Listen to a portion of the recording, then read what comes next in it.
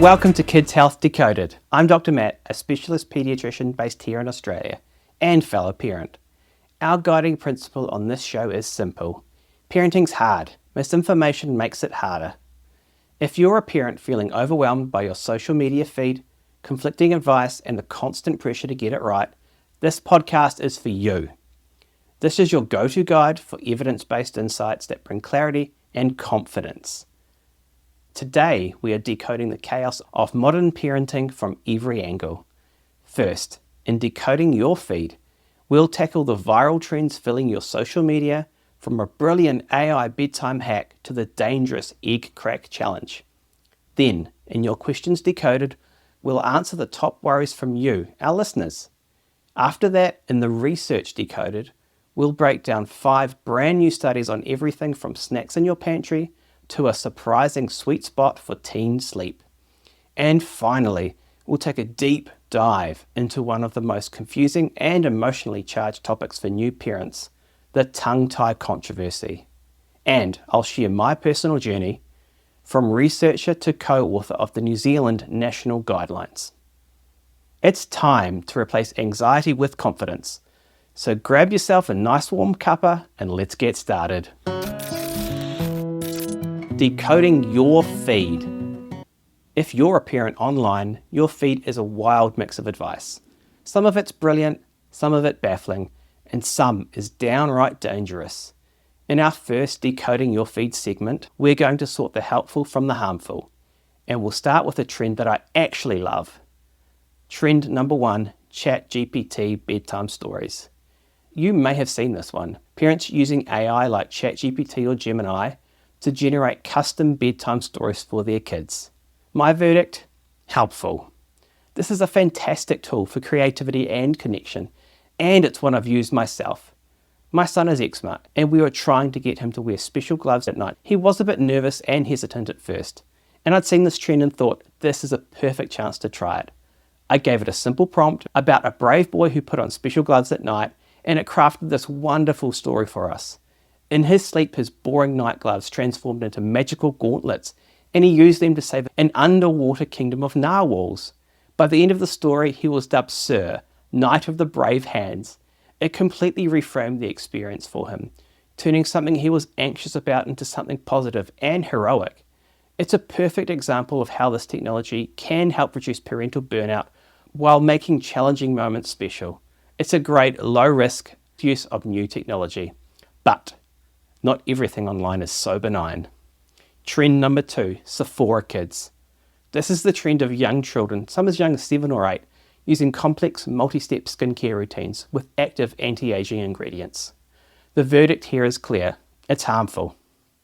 A child's skin barrier is still developing. Using harsh ingredients like retinols, vitamin C, and exfoliating acids can cause significant irritation, redness, and even trigger lifelong skin allergies like contact dermatitis. Beyond the physical risks, this trend creates immense psychological pressure, teaching kids that their natural skin isn't good enough and needs fixing. All a child needs is a gentle cleanser, a simple moisturizer, and sunscreen. Trend number 3, mouth taping for sleep. This is a viral hack where people tape their mouth shut at night to encourage nasal breathing. The verdict? For children, this is absolutely harmful. Mouth breathing in a child is often a sign of an underlying obstruction, like enlarged adenoids or allergies. Taping the mouth shut doesn't fix the root cause and can be dangerous, potentially impairing breathing, reducing oxygen levels, and delaying the diagnosis of a real medical condition, like sleep apnea. Trend number 4, the egg crack challenge. This is a prank where a parent, often while baking with their child, unexpectedly cracks a raw egg on the child's forehead. The verdict? Harmful. While it might be framed as a joke, what you see in these videos is a child's genuine excitement turning into shock, confusion, and often tears. When a parent laughs at their child's pain or humiliation, it can erode the foundation of trust and emotional safety that is so critical to a healthy parent-child relationship. It's a form of bullying for clicks, and it teaches a terrible lesson about empathy. Welcome to Your Questions Decoded. This is where I take the best questions from you, the listeners, and give you clear, evidence-based answers. We get questions from all over YouTube, email, Instagram, and we give priority to our Substack subscribers. Make sure you're signed up so you don't miss out on having your questions answered. Links are in the description and show notes. This month we're tackling two big ones: navigating winter bugs and toddler tantrums. Our first question is a very timely one. My toddler has a terrible cough and runny nose. With all the talk about RSV and the flu this winter, how can I tell the difference? And when should I be worried? This is a fantastic question, and it's one that's causing a lot of anxiety for parents right now. First, let's just say that getting coughs and colds is a normal, even necessary part of childhood. It's how their immune system gets its training. But I know how incredibly hard it is when your little one is sick, especially with the pressure from daycare not wanting them back if they have the slightest sniffle. It can be really tricky to tell viruses apart because many start with similar symptoms. The key difference is often in how they progress. For most healthy kids, RSV is just a bad cold. But for infants under 12 months, it can develop into a more serious condition affecting the tiny airways in the lungs, causing breathing difficulties. This is called bronchiolitis. Influenza or the flu often hits harder and faster with more widespread body symptoms, like high fevers and body aches. So, what are the red flags you need to watch out for? When should you see a doctor? For any infant under 3 months with a fever, you should always seek an urgent medical review. This could be your first and only sign of a serious bacterial infection. For any child, the most important thing to watch is their breathing. If you notice they're breathing fast, pulling their ribs in, using their tummy muscles to breathe, or having pauses in their breathing, that's your sign to go to the emergency department. Other serious signs are lethargy, taking less than half their usual feeds, less wet nappies, or if something just feels off. Trust your judgment. You are the expert for what's normal for your child, their best advocate. Now, about that lingering snot. It can be frustrating when your child seems perfectly well but still has a runny nose. The general rule for daycare is that if your child is otherwise back to their normal, energetic self, eating and drinking well, and has been completely free of fever for 24 hours, a lingering, clear runny nose is usually okay. Our second question is one every parent of a toddler knows too well. My 2-year-old has started having epic tantrums over everything. I'm getting a lot of advice to use time-outs or be stricter, but it doesn't feel right. What's actually the best way to handle these meltdowns? I love this question because it highlights how much our understanding of child development has grown. I think every parent has had that moment. You're in the middle of a busy store, your toddler's melting down, and you can feel the eyes on you, judging, with people offering usually unhelpful advice. It's so hard. You're right to feel that timeouts don't sit well. We used to recommend them, but now we know they're often not effective or helpful for a dysregulated toddler. The evidence-based approach is to see tantrums for what they are, a sign that your child's big emotions have completely overwhelmed their brain's still developing capacity for regulation.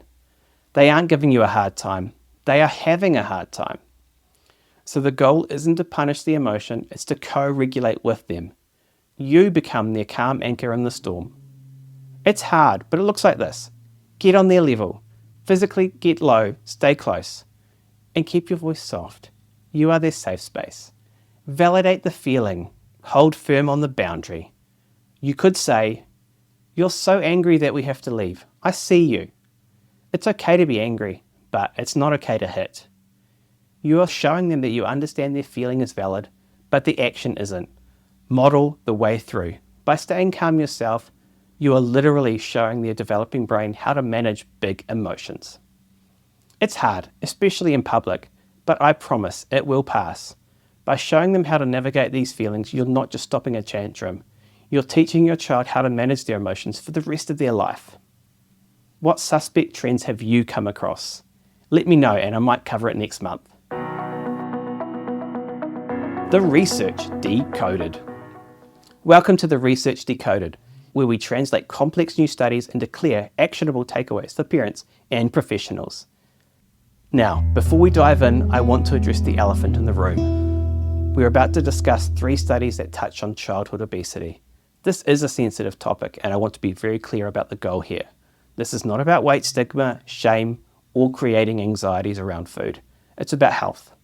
The reality is that obesity in childhood has a massive impact on long-term adult health.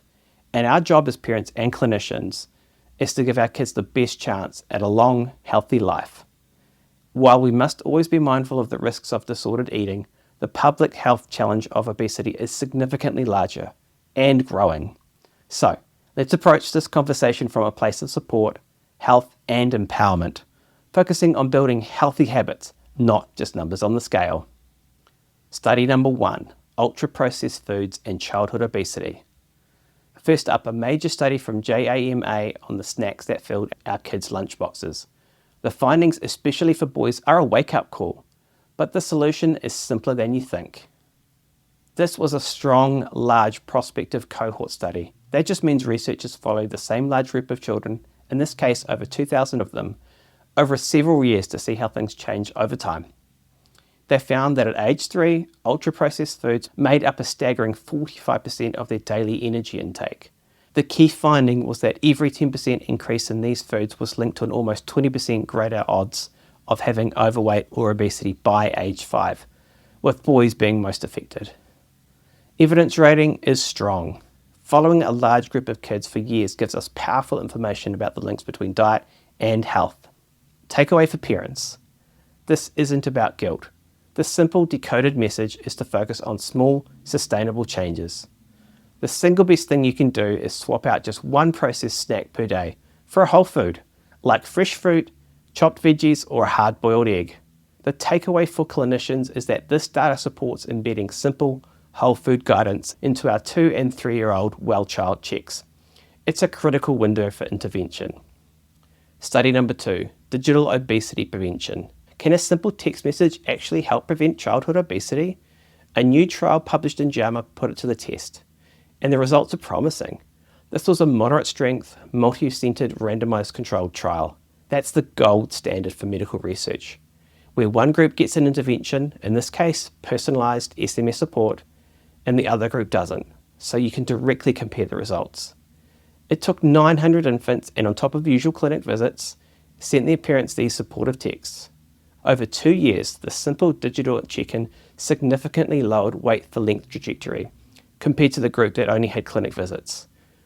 Evidence rating here is moderate. It's a strong study design, but in the real world, things like how often parents engage with messages can vary. The takeaway for parents is that a small, consistent digital prompts can make a real difference over time. They are a proven tool to help build healthy habits. For professionals, this study suggests we should explore partnerships with digital health coaches and consider message engagement as a new metric for obesity prevention in our practices. Study number 3, liraglutide for childhood obesity. You've heard about GLP-1 agonists like Ozempic for adults, but what about for kids? The SCALE Kids trial, published in the New England Journal of Medicine, gave us a look at the future of pediatric obesity treatment. This was a strong phase 3 randomized controlled trial, which is the final stage of testing a new treatment before it can be approved. It found that in kids aged 6 to 12 with obesity, the injectable medication liraglutide, when combined with lifestyle changes, led to a significant reduction in BMI after a year. Gastrointestinal side effects like nausea were common, but usually temporary. The evidence rating for this is strong. It's the gold standard for testing a new treatment. For parents, the decoded message is that this is a specialist intervention, not a simple fix. Medication is a tool that works alongside, not instead of, balanced meals and active play. Now, in Australia, the situation is evolving. Liraglutide, sold under the brand name Saxenda, is approved by our TGA, the Therapeutic Goods Administration, for weight management in adolescents aged 12 and older. However, it's not currently subsidised by the PBS, or Pharmaceutical Benefits Scheme, which means it comes with significant out-of-pocket costs. Prescribing is typically initiated by a specialist paediatrician or endocrinologist. So for now, this is very much a watch the space area of medicine. The takeaway for professionals is that we need to anticipate that GLP-1 agonists will become a key tool for our high-risk pediatric obesity patients. Our role will be to monitor growth and tolerability very closely and manage family expectations around cost and access. Study number 4, the teen sleep sweet spot.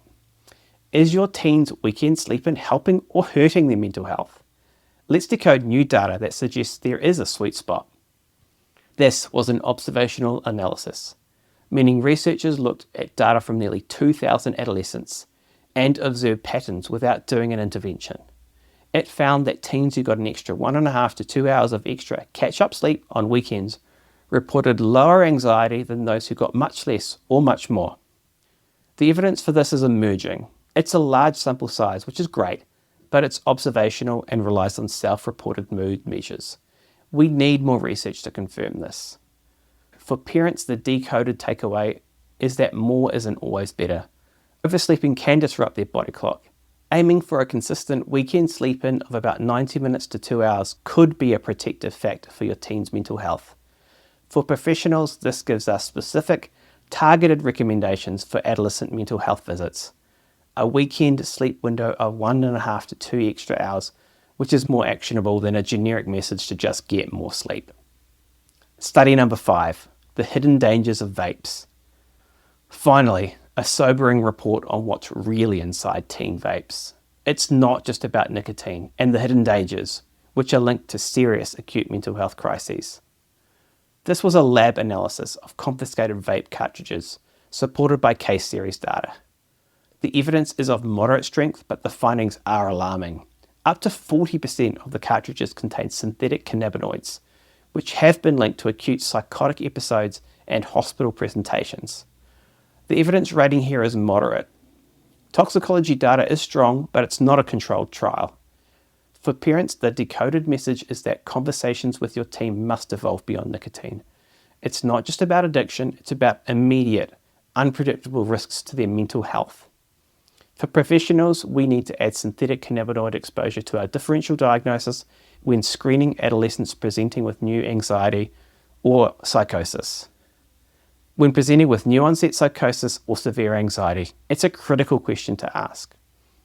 Have you seen any studies in the headlines that you want broken down and want to know what it means for your family? Send them in. The Deep Dive. Welcome to The Deep Dive. Today we are decoding one of the most confusing and emotionally charged topics for new parents, the tongue-tie controversy. If you're a parent who's been through it, you know it's never just a simple conversation. It's a whirlwind of conflicting advice, late-night internet searches, and a whole lot of anxiety. One person tells you it's the root of all your problems, another tells you it's just a fad. And you're caught in the middle, holding your beautiful baby, just wanting to do what's best. The diagnosis of tongue-tie and the number of procedures to fix it has skyrocketed. In Australia alone, the rate of Medicare-funded procedures increased by 420% in a single decade.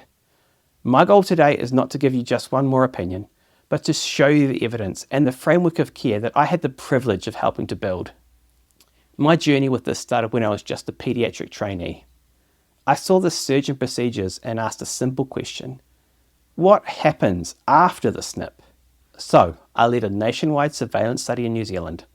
For 2 years, we asked every paediatrician in the country to report any complications they saw in infants following a frenotomy, the procedure for tongue ties. And what we found was illuminating. We started seeing reports of complications that, whilst rare, were significant and weren't really part of the public conversation. Things like significant bleeding, infections, and feeding aversion that developed after the procedure. We even found cases where babies had multiple snips to try and fix a feeding problem that turned out to be due to heart failure. Everyone had their blinders on and didn't stop to actually medically assess the baby. This wasn't about saying the procedure was always wrong. It was acknowledging that no procedure is without risk. But that research taught me a harder lesson.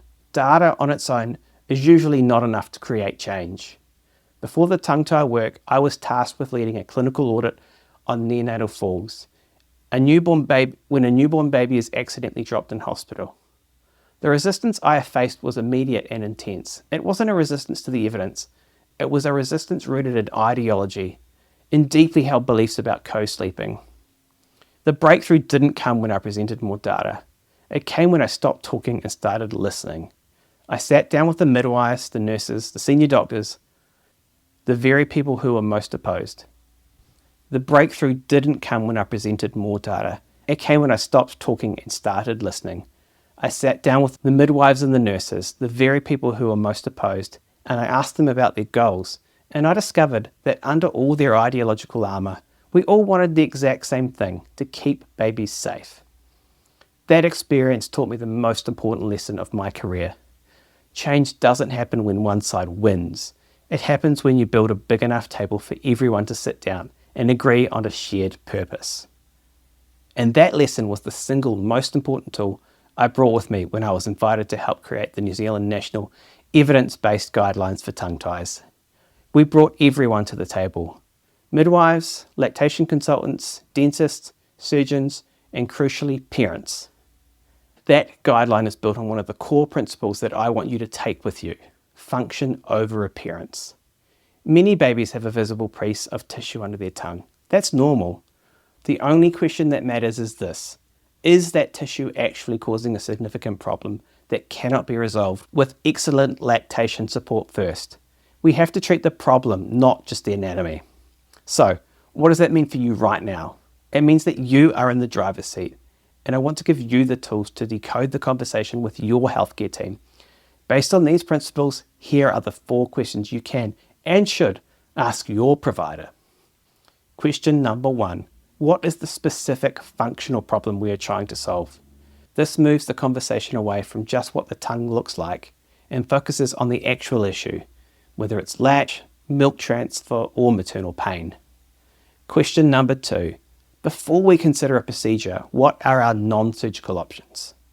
This opens the door to discussing intensive lactation support in different feeding positions, ensuring you've explored all avenues first. This is probably the most critical step that too often gets forgotten. Question number 3. If we do proceed, what does our follow-up care plan look like? A good provider will have a clear plan for post-procedure support to ensure the best outcome possible. And question 4. Is it safe and reasonable to take a watch and wait approach for a few weeks while we try other supports? This is a perfectly valid question. In many cases, the answer is yes. This gives you time and space and reminds you that you don't have to be rushed into a decision. Seeking a second opinion is not a sign of distrust. It's a sign of a thoughtful and engaged parent. Your goal is to solve a feeding problem, not just to get a procedure. My hope is that armed with this framework, you can make the best decision for your family, not from a place of fear, but from a place of confidence and peace. If you want to find out more about my journey and how the treatment and support pathway works here in Queensland, I do a deep dive and lay it all out for you in my Substack. Links are in the description and show notes. And that's our first full episode of Kids Health Decoded. We've decoded the trends in your feed, answered your questions, explored the latest research, and taken a deep dive into the complex controversy around tongue ties. If you want to go deeper on any of the topics we've discussed today, the best place to do that is on my Substack at drmattpeed.substack.com. There, you'll find the full in-depth show notes with links to all the studies, my clinical notes, and a parent-friendly Ask Your Doctor checklist to guide your next steps. It's completely free to subscribe, and the link is in the show notes below. Don't forget to submit your questions for the next episode. And if you're listening to the audio version of this, you can watch the full video breakdown of this entire episode on my YouTube channel. It comes out just a few days later. Just search for Kids Health Decoded by Dr. Matt on YouTube, or click the link in the description. Make sure you subscribe on both platforms. You'll also find plenty of evidence-based advice and breakdowns that don't make it to the podcast. And get ready, because next month we're taking a deep dive into the ADHD assessment roadmap here in Australia. For parents and GPs, it can be a confusing and expensive journey, so we'll break down the new national guidelines to give you a clear path forward. We'll also decode the latest research on RSV prevention and what it means for your baby this season, plus the newest data on social media and teen mental health.